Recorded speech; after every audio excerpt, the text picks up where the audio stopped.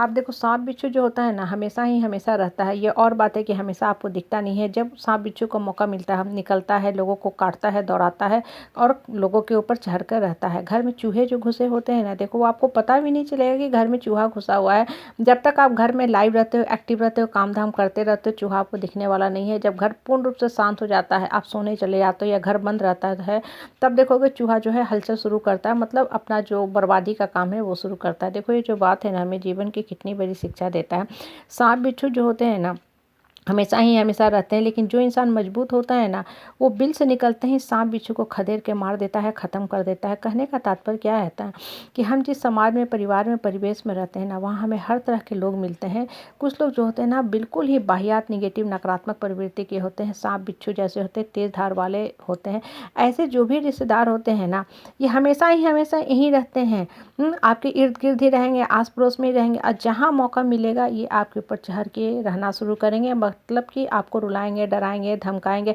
इसलिए ऐसे लोगों को ना देर और देर आप ख़त्म करना सीखा करो।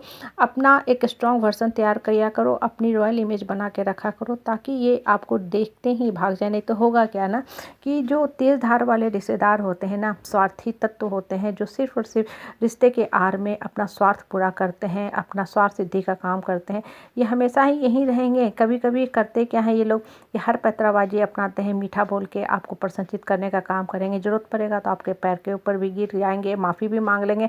और आप सहनशील इंसान हो, अच्छे इंसान हो, ऐसे लोगों को ना पहचानने में हमेशा ही धोखा खाते हो। बेसिकली ऐसे लोग जो होते हैं ना एक कॉस्मेटिक फेस लेके जीते हैं, एक फैब्रिकेटेड फेस लेके जीते हैं। ये करते क्या है, जब ज़रूरत पड़ेगा तो आपका इस्तेमाल करेंगे, जब ज़रूरत निकल गया तो च्युइंगम की तरह आपको फेंक देंगे।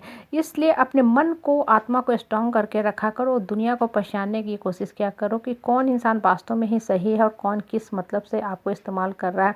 और सबसे इम्पॉर्टेंट बात ना, जो भी नकारात्मक प्रवृत्ति के लोग हैं ना, जो आते हैं, जिनका लाइफ का कोई ऊंचा मकसद, मोटो, स्ट्रैटेजी नहीं होता है ना, इनको अपने लाइफ से, माइंड से हमेशा हमेशा के लिए हटा दो, ख़त्म कर दो।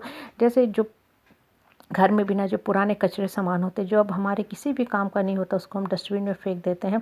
कहने का तात्पर्य क्या होता है ना कि जो नकारात्मक प्रवृत्ति के लोग होते हैं ना इतने डैमेजिंग होते हैं ना कि ये कभी भी उठ नहीं सकते हैं, और आप जब उठोगे भी ना तो उनसे वो भी नहीं बर्दाश्त होता। ये हमेशा ही हमेशा पीछे पड़े रहेंगे आपको गिराने में। और आप ऐसे लोगों के साथ बहुत ही अच्छे से, प्यार से बैठते हो, बातें करते हो, और क्योंकि चूँकि आपको भी दूसरे के अप्रूवल, एक्सेप्टेंस सर्टिफिकेट पे जीने की आदत पड़ गई है, तो आप इन लोगों को छोड़ भी नहीं पाते हो। देखो सबसे इम्पॉर्टेंट बात ना, आप दूसरे के फीडबैक, कमेंट, टोन पे क्यों विश्वास करते हो? आपको खुद के ऊपर भरोसा नहीं है, खुद के ऊपर विश्वास नहीं है। बच्चा भी जब एग्ज़ाम लिख के आता है तो उस बच्चे को अच्छे से पता होता है कि मैंने इस क्वेश्चन का सही आंसर लिखा ही है, मुझे 40 में 40 आना ही है, 80 में 80 आना ही है, 80 में 75 आना ही है, क्योंकि उसको पता है कि वो क्या लिख के आया है।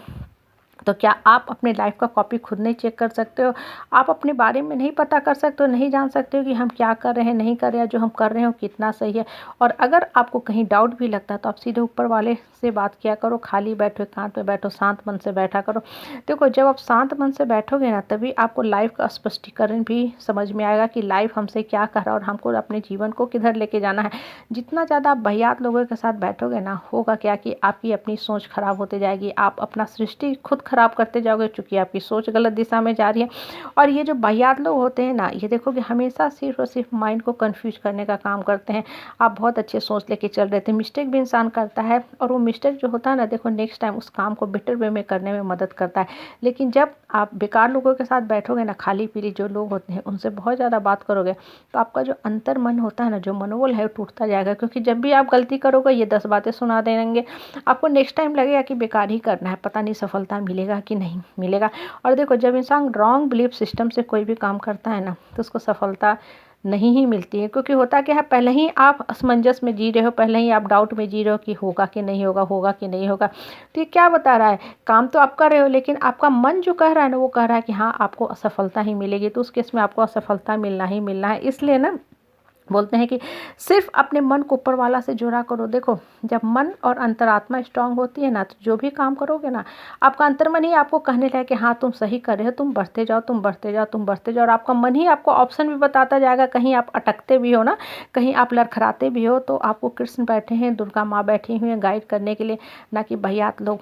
ऐसे लोग जो खुद उठना नहीं जानते हैं, बोलो वो दूसरे को क्या उठाएंगे। कहने का तात्पर्य है मन को हमेशा ऊपर वाला से जुड़ा करो।